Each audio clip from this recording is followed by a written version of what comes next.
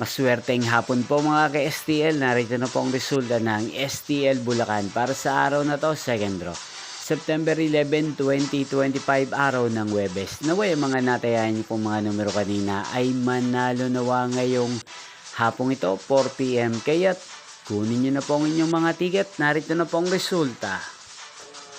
Ang mga numerong nanalo sa STL Bulacan ngayong hapong ito, September 11, 2025. 4 PM. Second draw result 31 at 27. In exact order again 31 at 27. At ngayong hapong ito sa STL Bulacan natin pong i-shoutout si Kuya Rudy ng Bulacan. Shoutout po sa inyo Kuya Rudy. Sana po ay nasa maayos kayong kalagayan.